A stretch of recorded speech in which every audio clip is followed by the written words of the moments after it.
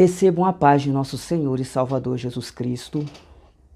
Hoje nós iremos trabalhar a terceira lição das lições bíblicas adultos, primeiro trimestre de 2023 da CPAD, cujo título é O Avivamento no Novo Testamento. Hoje a lição está extremamente especial porque ela irá marcar o tom de todas as demais lições desse trimestre. Então assistam o vídeo até o final. Vamos fazer a leitura aqui, escolhida pelo autor da lição, que se encontra no Evangelho de João, capítulo de número 4, a partir do versículo de número 7. Não obstante, esse é o canal Evangelho Verdadeiro, uma visão analítica. Se você ainda não é inscrito neste canal, inscreva-se e compartilhe o nosso conteúdo. Então vamos fazer a leitura. Versículo de número 7, que nos diz assim a palavra de Deus. Veio uma mulher de Samaria tirar água. Disse-lhe Jesus, dai-me de beber, porque os seus discípulos tinham ido à cidade comprar comida. Disse-lhe, pois, a mulher samaritana, como sendo tu judeu, me pedes de beber a mim, que sou mulher samaritana, porque os judeus não se comunicam com os samaritanos. Jesus respondeu e disse-lhe, se tu conheceras o dom de Deus, e quem é que te diz, dai-me de beber, tu lhe pedirias e ele te daria água viva. Disse-lhe a mulher, Senhor, tu não tens como tirar água e o poço é fundo, onde, pois, tens água viva? És tu maior do que Jacó, nosso pai, que nos deu o poço, bebendo ele próprio dele, e os seus filhos e o seu gado? Jesus respondeu e disse-lhe, qualquer que beber dessa água tornará a ter sede, mas aquele que beber da água que eu lhe der nunca terá sede, porque a água que eu lhe der se fará nele uma fonte de água a jorrar para a vida eterna. Disse-lhe a mulher, Senhor, dai-me dessa água, para que não mais tenha sede e não venha aqui tirá-la. Irmãos, vamos aqui iniciar a nossa exposição. Bom, antes de a gente entrar no tema propriamente, vale ressaltar que a gente tem que resgatar aqui alguns princípios que a gente já está trabalhando ao longo desse trimestre. Bom, o primeiro princípio é o avivamento, é o retorno às origens, ou à vida, ou seja, aquilo que está morto passa a ter vida, ou seja, no início da sua trajetória de caminhada com Deus, esse ser tinha vida, contudo, ao longo do tempo, perdeu a vida. Por isso que o conceito que a gente precisa resgatar é que avivamento é o retorno às origens, ou seja, o retorno de quando o ser tinha vida espiritual saudável diante de Deus. Tá certo, meus irmãos? Então, o avivamento trará o povo de volta ao padrão desejado por Deus, revelado nas Escrituras Sagradas, tá certo? Isso é que é avivamento. Então, dentro dessa perspectiva, é que a gente vai trabalhar aqui os pontos a qual eu vou enfatizar com os irmãos. Então, vamos começar falando desse avivamento produzido aqui no Novo Testamento. Então vamos primeiro contextualizar, né? O povo de Israel, que no caso era o povo de Deus do Antigo Testamento, nos dias do Novo Testamento, estava experimentando um afastamento das Escrituras muito intenso, muito intenso. Se não, vejamos o próprio silêncio de Deus no período chamado de interbíblico, ou seja, do período de Malaquias ao início do Novo Testamento.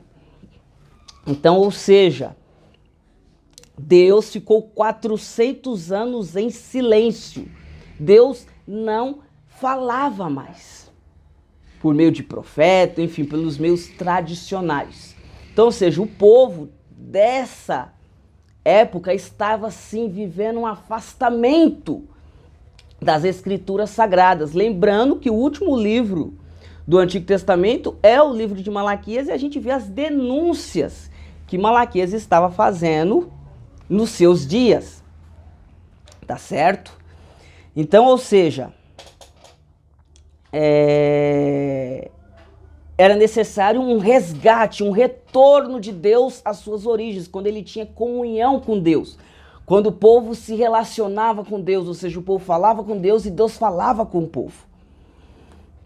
Então foi justamente nesse período de escuridão espiritual do povo de Deus que Deus levanta João Batista para iniciar esse avivamento no Antigo Testamento, né? E qual era a característica desse avivamento iniciado por João Batista? Porque é João Batista que rompe esse silêncio.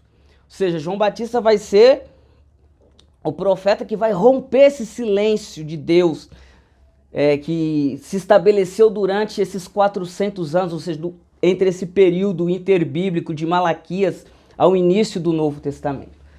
E ele vai romper esse silêncio justamente para promover esse avivamento que a gente vai aqui ver que acontece no Novo Testamento. Então vamos fazer a leitura de Lucas, capítulo de número 3. Lucas, capítulo de número 3, versículo de número 1. No 15º ano do reinado de Tibério César, sendo Pôncio Pilatos governador da Judéia, Herodes, tretarca da Galileia, seu irmão Felipe, tretarca da região da Itureia e Tracanites, Elisânias, tretarca de Abilene, sendo Anás e Caifás, sumos sacerdotes, veio no deserto a palavra de Deus a João, filho de Zacarias. Percorreu ele toda a terra ao redor do Jordão, pregando o batismo de arrependimento para perdão dos pecados, segundo o que está escrito no livro das palavras do profeta Isaías. Voz do que clama no deserto, preparai o caminho do Senhor, endireitai as suas veredas. Todo vale se encherá e se abaixará todo monte oiteiro. O que é tortuoso se endireitará e os caminhos tenebrosos se aplanarão. E toda a humanidade verá a salvação de Deus. Ou seja, esse foi o início desse avivamento, desse resgate, desse retorno que Deus está promovendo do seu povo, que agora está separado dele, ou seja, está em uma contínua rebelião, por isso que Deus não está falando mais, ou seja, há mais de 400 anos. Então Deus vai promover esse processo de retorno do seu povo às Escrituras, ao padrão desejado por Deus, através aqui de João Batista, como nós acabamos de ler. Ou seja, João Batista está tentando... Como é que eu posso aqui conceituar para ficar mais claro? João Batista está tentando fazer uma reforma espiritual, ou seja, limpando toda a sujeira que estava afastando o povo de Deus do próprio Deus, né? Ou seja, trazendo de novo o povo às origens dos padrões desejados por Deus. Então nós lemos e está muito claro aqui na passagem a qual nós lemos. Contudo, irmãos, a reforma espiritual que Israel, o povo de Deus, estava precisando nos dias de João Batista era muito mais extensa e muito mais abrangente. Então, ou seja, Deus iria necessitar de essa reforma ser mais robusta. Então foi iniciada por João Batista esse avivamento, contudo seria dado continuidade através de Jesus Cristo. Tá certo? Através de Jesus Cristo. Em outras palavras, necessitaria de um confronto com o sistema religioso em vigor, que estava corrompido, e não somente ficar restrito à grande massa do povo. Ou seja, se retorna às Escrituras, não poderia ficar restrito somente ao povo. Porque o que João Batista estava fazendo era justamente isso. Ele estava no deserto, convidando a massa do povo a se arrepender, ou seja, retornar às origens. Só que essa reforma não teria sucesso, ou seja, esse avivamento espiritual, estou usando reforma e avivamento aqui como sinônimos, mas enfim, isso não poderia ocorrer se ficasse restrito somente à grande massa do povo, mas precisaria chegar à cúpula religiosa, à liderança religiosa. E esse segundo trabalho ia ser feito por Jesus. Então, ou seja, João Batista chama a grande massa do povo ao arrependimento. Em outras palavras, o povão ao arrependimento. Mas agora Jesus vai fazer o que seria mais difícil, chamar a cúpula, a liderança religiosa da época para o arrependimento, para o retorno às Escrituras, para o retorno aos padrões ideais da palavra de Deus. Então observem aqui o caminho que a gente está traçando do avivamento no Novo Testamento. Então, ou seja, o povo de Israel é um povo que está distanciado de Deus, por isso que Deus nem tem prazer em falar mais com o seu povo, ou seja, o povo tem experimentado aí o silêncio interbíblico de 400 anos, de Malaquias até o início do Novo Testamento. Aí Deus começa a promover um avivamento através de quem? Do profeta João Batista, ou seja, ele é o primeiro a romper esse silêncio de Deus. Deus começa a falar através agora de João Batista. Deus já não está mais em silêncio. E o que é que Deus está fazendo? Convocando o povo para largar as suas práticas errôneas e se voltar às suas origens de quando o povo agradava a Deus. Tá certo? Contudo, o que João Batista está fazendo é um chamado ao povão, porque João Batista está no deserto e o povo está indo ao encontro dele. E como eu falei aqui, essa reforma espiritual precisaria ser muito mais abrangente, muito mais extensa. E é por isso que Deus agora vai usar Jesus Cristo para não atingir somente o povão, mas atingir a cúpula, que era onde estava concentrado o maior problema. Porque se o povo estava corrompido, é porque a liderança estava corrompida. Tá certo, irmãos? Então, meu querido professor, meu querido aluno que acompanha esse canal, observem, não existe avivamento enquanto a gente fica tentando promover esse avivamento somente na grande massa do povo. Se esse avivamento não chega na liderança, esse avivamento ele não vai frutificar, ele não terá êxito, tá certo, irmãos? Então Jesus Cristo agora vai fazer a parte mais crucial, que é justamente confrontar esse sistema religioso corrompido de sua época para promover de fato esse grande avivamento no Novo Testamento, tá certo, meus irmãos?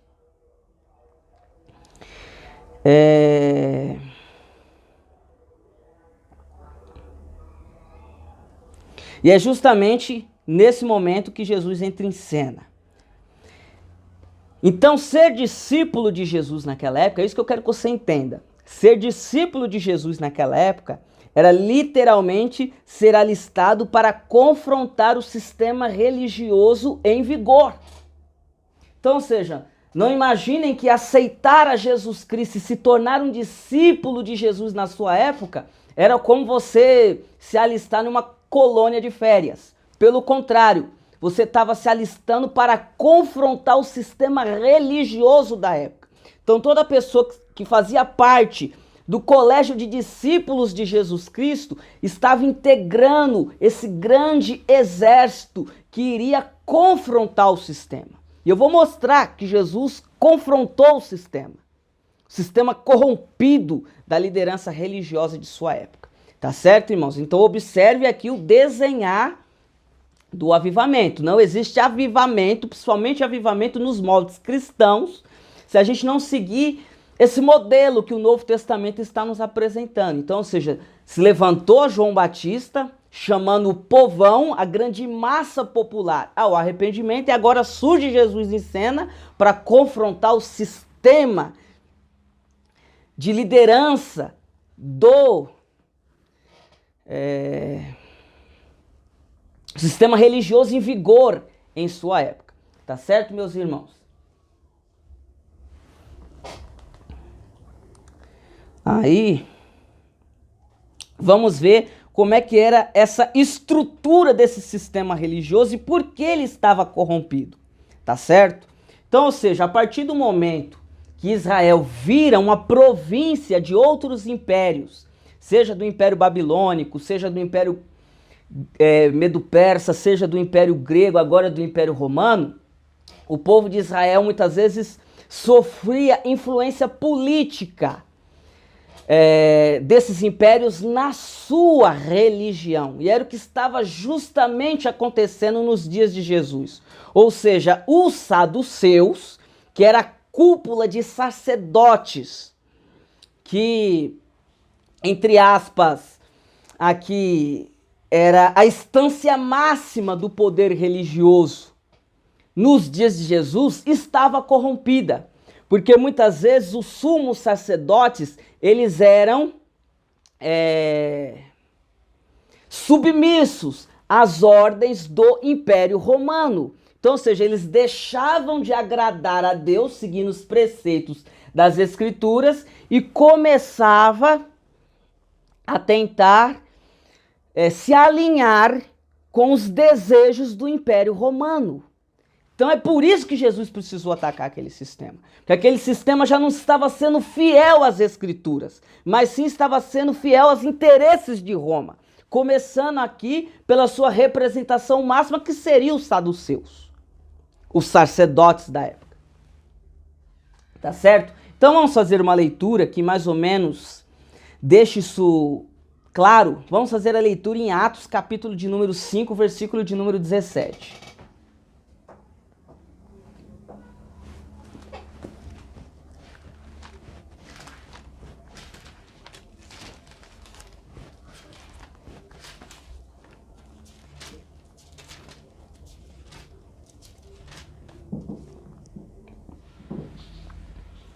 Que nos diz assim a palavra de Deus: levantando-se o sumo sacerdote e todos que estavam com ele, da seita dos saduceus, encheram-se de inveja e lançaram mão dos apóstolos e os puseram na prisão pública. Então, ou seja, a Bíblia aqui faz esse cruzamento entre os saduceus e a linha sacerdotal. Então, como eu falei, os saduceus era a cúpula máxima dessa organização religiosa. Estava corrompida porque estava sendo mais submissa aos interesses de Roma do que aos interesses da palavra de Deus. Mas, bom, existia uma outra categoria nessa liderança, que eram os fariseus e os escribas. Então, ou seja, assim como os saduceus era a elite sacerdotal, os fariseus e os escribas era a elite intelectual. Eles eram responsáveis por ensinar a lei de Deus para a massa do povo.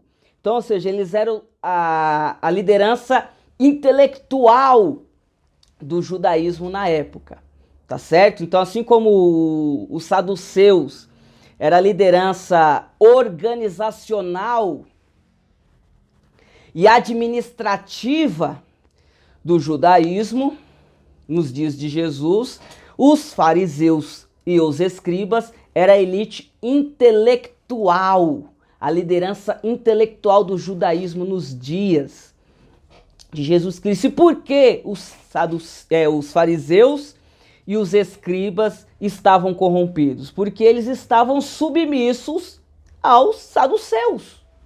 E os saduceus já estavam corrompidos pela sua submissão aos interesses de César. Então, ou seja, os fariseus, para continuarem com esse cargo de professores, de doutores, de intelectuais do povo de Deus, eles eram submissos aos interesses e aos caprichos dos saduceus. Então, ou seja, estavam corrompidos. Ao invés de eles ensinarem a palavra de Deus para que o povo de Deus viesse estar alinhado à perfeita vontade de Deus, eles ensinavam a lei para que eles ficassem alinhados aos interesses dos saduceus, que por sua vez estavam preocupados em se aliar a Roma. Então, observem, por mais que João Batista pudesse fazer um grande avivamento no povo, o povo não iria mudar porque a liderança estava corrompida. Por isso que Jesus entrou em cena para promover esse avivamento extenso no Novo Testamento, tá certo? Então Jesus Cristo vai pegar aí a ferida mais gigantesca da doença espiritual dos dias do início do Novo Testamento. Tá certo, irmãos? Então, ou seja, era justamente essa estrutura de liderança saduceus, fariseus e escribas que Jesus iria protestar e combater contra na época. Então, todos aqueles discípulos de Jesus, quando aceitavam o convite, nada mais, nada menos, eles estavam aceitando confrontar esse sistema da época.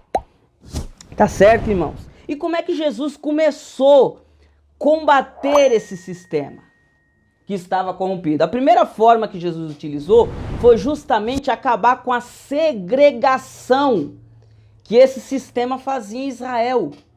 Ou seja, esse sistema religioso rotulava e classificava as pessoas na época. Então, ou seja, essa elite, essa liderança religiosa corrompida, pegava o povo de Deus como um todo e ia separando em grupos. Ou seja, ia segregando em grupos. Então, ou seja, só quem tinha um contato verdadeiro com Deus, na visão deles, dessa liderança corrompida, era somente eles. Ou seja, só eles estavam agradando a Deus. Ou seja, só os saduceus, só os fariseus e os escribas.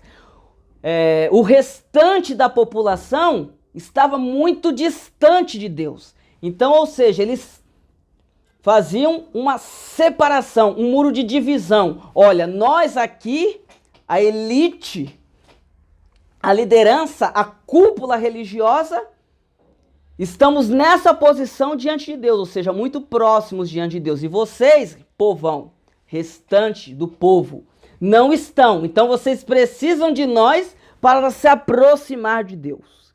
Então eles faziam esse tipo de segregação. Vou dar aqui exemplos. Ou seja, eles olhavam de forma muito pejorativa aos publicanos. Quem eram os publicanos? Eram os cobradores de impostos na época. Ou seja, eram aqueles homens em Israel que viravam funcionários de Roma e cobravam os impostos. É óbvio que a gente sabe que existia corrupção, sim, em torno dos publicanos, mas não eram todos.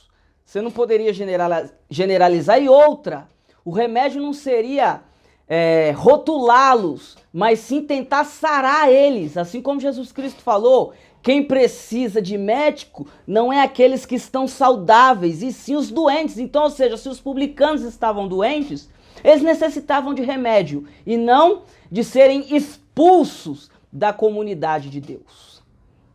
Eles estavam precisando de serem curados, ou seja, de serem encaminhados a seguirem a vontade de Deus, a obedecerem à vontade de Deus.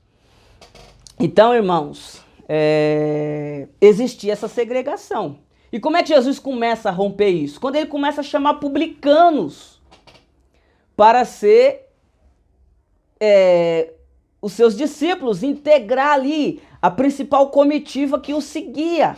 Então Jesus vai lá e convida um desses publicanos, que era Mateus, ou seja, para integrar esse colégio apostólico. Então era um recado à liderança, dizendo, olha, vocês estão segregando, mas não é essa forma que deve ser conduzido o trabalho.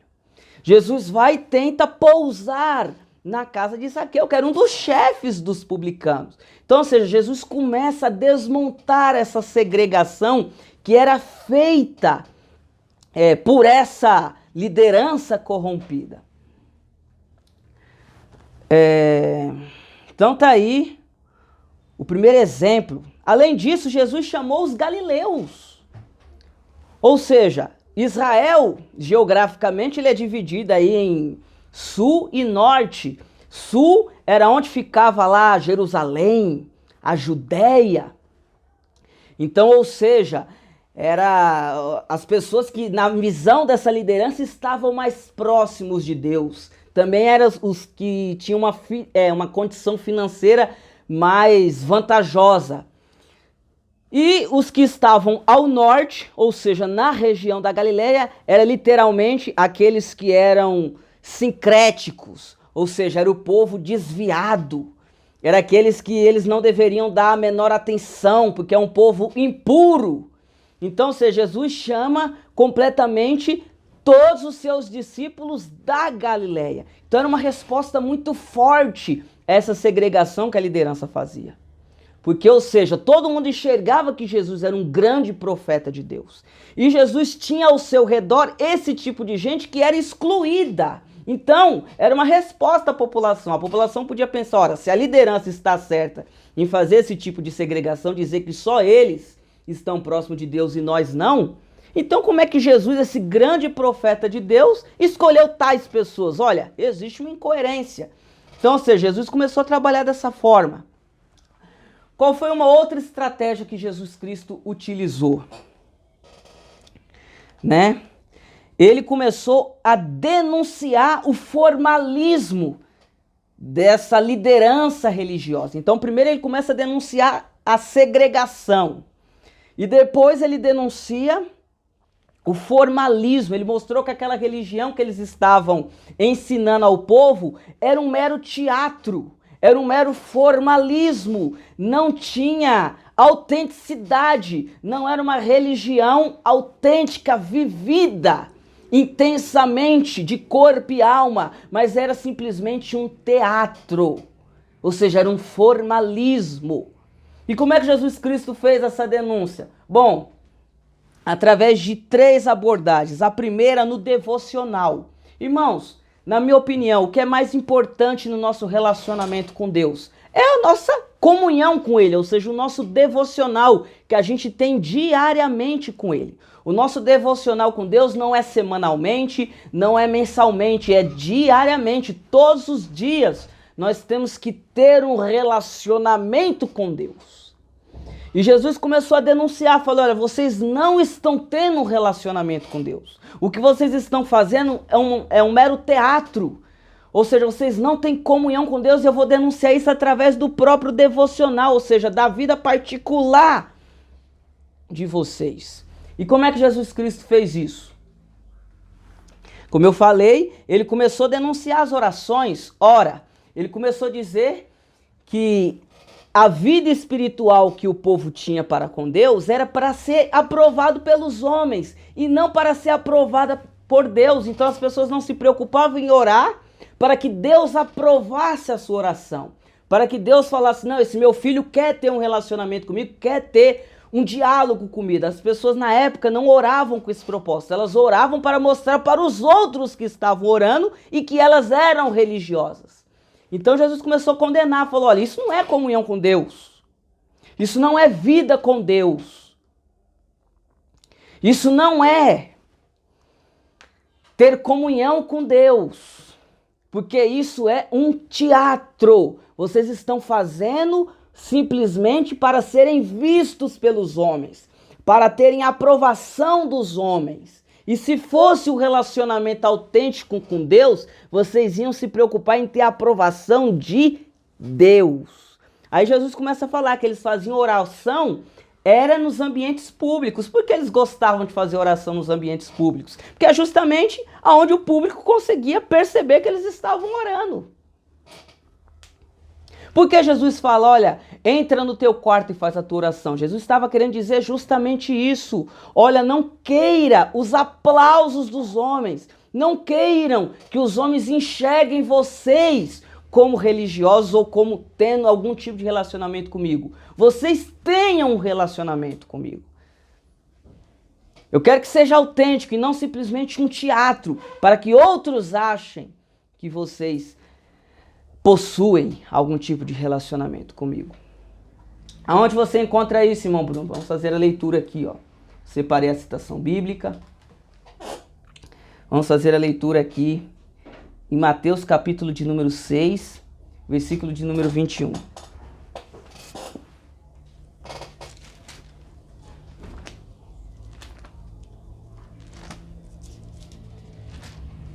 Olha só quando Jesus Cristo diz, condenando essas práticas. Olha só o que nos diz a palavra de Deus.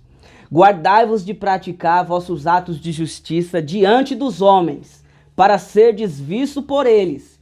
Se o fizerdes, não terei galardão junto de vosso Pai que está nos céus. Portanto, quando deres esmolas, não faças tocar trombeta diante de ti, como os hipócritas nas sinagogas e nas ruas, para serem glorificados pelos homens.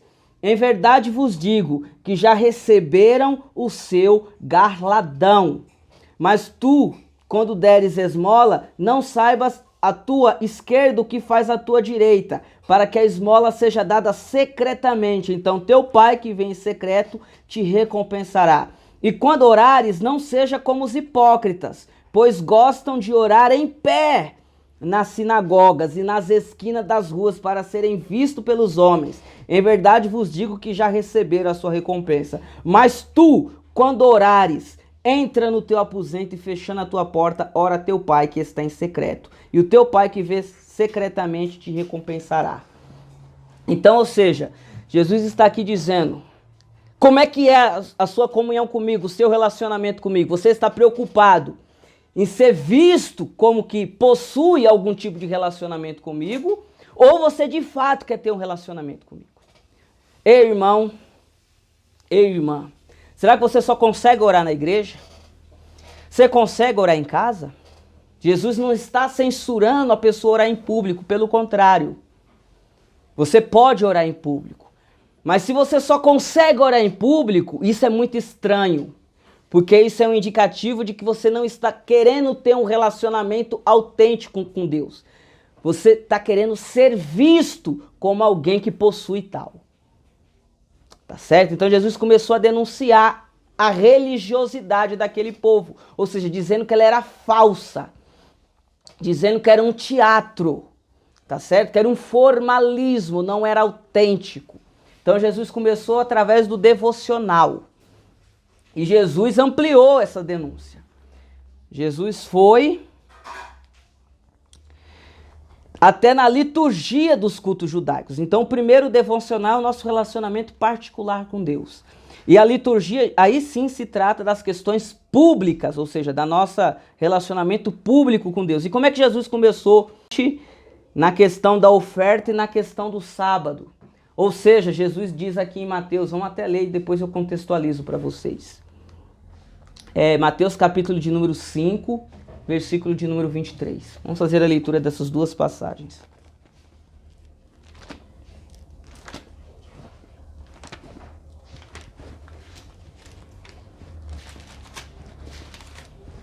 Mateus capítulo de número 5.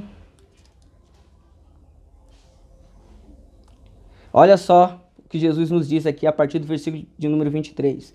Portanto, se trouxeres a tua oferta ao altar e aí te lembrares de que teu irmão tem alguma coisa contra ti, deixa diante do altar a tua oferta. Vai primeiro, reconcilia-te com teu irmão, depois vem e apresenta a tua oferta. Ora, o que é que Jesus Cristo está querendo dizer? Não adianta vocês seguirem toda uma liturgia de culto, ou seja, vir orar, escutar a pregação, ofertar, fazer voto, fazer campanha e etc, etc. Se vocês não estão tendo um relacionamento correto diante de Deus. E qual é o relacionamento correto diante de Deus?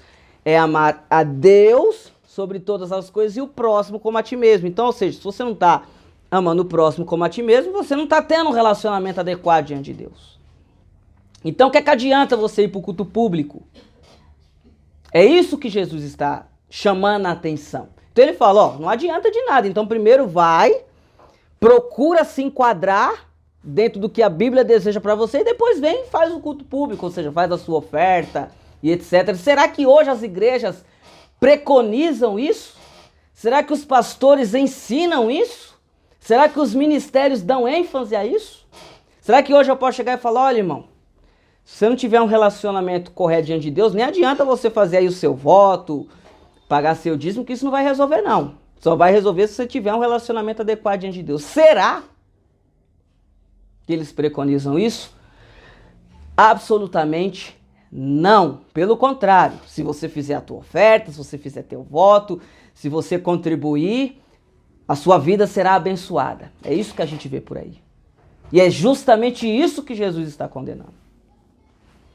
Observe, então Jesus está condenando aqui a formalidade da liturgia judaica, ou seja, dessa cúpula religiosa.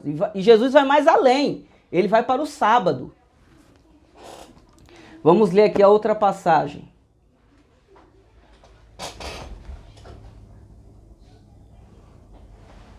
Lucas 14, 1.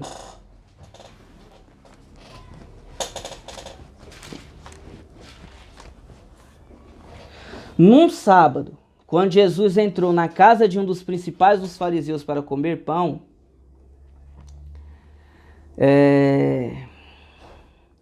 eles o estavam observando. Estava ali diante dele certo homem hidrópico. Jesus perguntou aos doutores da lei e aos fariseus: é lícito curar no sábado? Eles, porém, se calaram. E tomando-o, curou e o despediu. Então eles lhe perguntou: qual de vós, se o filho ou o boi cair num poço em dia de sábado, não o tire logo? Nada lhe podiam replicar sobre isso. Então, ou seja, irmãos, Jesus está aqui mais uma vez às claras denunciando que não se tratava de um relacionamento autêntico. Ou seja, eles eram muito ali pulsos firmes com a guarda do sábado. Mas será que a guarda do sábado está acima de um outro mandamento, que é amar o próximo como a ti mesmo? Então, ou seja, aquele homem teria a possibilidade de ser curado naquele dia, mas não poderia ser curado, ou seja, não poderia fazer o bem àquele homem porque era um dia de sábado. Então, ou seja, se eu encontrasse alguém infartando, eu não poderia socorrer essa pessoa porque é um dia de sábado, então eu não posso fazer bem no dia de sábado, fazer bem ao próximo. Tá vendo que era incoerente a visão? Jesus estava mostrando para eles, olha, a religião de vocês é vã, é teatro, é só para o homem ver. Vocês vêm, guardam o sábado bonitinho, quem olha fala, olha, são extremamente zelosos, mas em contrapartida renunciam todos os outros princípios da lei de Deus. Jesus foi mais além, irmãos. Muito mais além. Jesus mostrou que eles davam ênfase exagerada na tradição. Irmão Bruno, o que é a tradição? Ou seja, eram os costumes que eles iam recebendo dos pais deles. Então, ou seja, mas meu pai fazia assim. Meu pai cumpria dessa forma, então eu vou cumprir dessa forma. Então, ou seja, eles colocavam a tradição com um peso maior do que a própria palavra de Deus. Por mais que a palavra de Deus estivesse dizendo ao contrário daquela conduta, mas como os pais deles ensinaram eles a fazer daquela forma e os pais deles faziam daquela forma, eles davam valor à tradição e não à palavra de Deus. Vamos ver Jesus fazendo essa denúncia aqui? Marcos, capítulo de número 7, versículo de número 9. Marcos, capítulo 7, versículo de número 9, que nos diz assim a palavra de Deus. E disse-lhes: jeitosamente rejeitais o mandamento de Deus para guardardes a vossa própria tradição. Então, ou seja, eles rejeitavam o que a palavra de Deus orientava justamente para guardar a tradição. Será que é diferente dos nossos dias, irmãos? Meu querido professor, meu querido aluno, é diferente? Será que hoje, se eu chegar e falar, olha, irmãs, esse formato de congresso, ele parece que não é bíblico. Qual vai ser a resposta? Mas sempre foi feito assim. Há 200 anos é feito dessa forma. Então por que agora que não é segundo os moldes da palavra de Deus? Se hoje eu chegar e falar, olha irmãos, essa forma de ofertar parece que ela não é muito bíblica. Olha o que Jesus preconiza na sua palavra, olha o que Jesus incentiva aqui na sua palavra. Ah, mas sempre foi feito assim. Então, ou seja, a tradição está sendo colocada acima da autoridade das escrituras sagradas, assim como ocorria com aquela liderança. Então, ou seja, irmão, se a gente for observar, os mesmos pecados que aquela liderança religiosa cometia, é cometida atualmente pela liderança atual do cristianismo. O cristianismo de hoje não é o cristianismo que Jesus implantou. Não é, irmãos. Posso assegurar isso para vocês. E se vocês estiverem achando que eu estou exagerando, façam um estudo sistemático da palavra de Deus e vocês verão que o que Jesus prediz, o que Jesus deseja, o que Jesus prescreve é muito, mas muito diferente do que tem sido praticado e ensinado nos dias atuais. E como é que isso vai mudar? Quando a gente se levantar e fizer as mesmas denúncias que Jesus fez na sua época para a cúpula religiosa que está corrompida. Para a cúpula religiosa que está certinha dentro dos padrões, não precisamos fazer censura, só alertas para que elas nunca saiam dos padrões de Deus. Mas a que está fora precisa sim ser combatida. Ou seja, você precisa protestar. Então, ou seja, foi esse o avivamento que Jesus produziu no Novo Testamento. Então começou com um avivamento que impactou primeiro a grande massa do povo, produzida por João Batista, e depois Jesus fez a parte mais difícil, que foi promover um avivamento entre a liderança. Ou seja, a liderança tinha que reconhecer que estava fora e estava longe dos preceitos de Deus. Contudo, irmãos, a Bíblia nos diz que essa liderança não acatou o conselho de Jesus, não acatou as denúncias de Jesus e o crucificou. Jesus, ele não foi crucificado por qualquer outra razão, a não ser porque ele bateu de frente contra aquele sistema religioso daquela época. Foi esse o motivo maior que fez com que aqueles fariseus, aqueles escribas, aqueles saduceus incitassem a população a pedir a crucificação de Jesus Cristo. Tá certo, irmãos? Então, infelizmente, a liderança não aceitou. Mas Jesus Cristo deu continuidade à sua reforma com os apóstolos. Os apóstolos deram continuidade. É só vocês fazerem uma leitura atenta do livro de Atos dos Apóstolos e vocês vão chegar a essa conclusão de que os apóstolos deram continuidade, ou seja, confrontando o sistema. E isso chegou até nós, impactou até nós, esse avivamento. Mas eu quero dizer para os irmãos, a nossa geração está precisando de um avivamento. E você, meu irmão, você, minha irmã, você, professor, você, aluno, a gente nunca vai experimentar um avivamento se a gente não se conduzir dessa forma que Jesus Cristo se conduziu. Não adianta eu simplesmente fazer denúncias à grande massa do povo, enquanto a liderança continua na rebeldia. É necessário que o avivamento atinja todas as dimensões, ou seja, o povão e a liderança como um todo. Então você, professor, enquanto você estiver ensinando e só identificando os erros da membresia, você nunca experimentará um avivamento. Eu nunca vou experimentar um avivamento como professor. Agora, se a gente apontar os defeitos do povo, do rebanho, mas também apontar os defeitos da liderança, caso ela esteja corrompida, certamente Deus irá propiciar um avivamento para o seu povo. Amém, irmãos? Então, com isso, a gente vai marcar o tom das nossas próximas aulas, tá certo? Então, espero que você tenha compreendido a lição de hoje. Que Deus abençoe a cada um de vocês. Compartilhe esse conteúdo.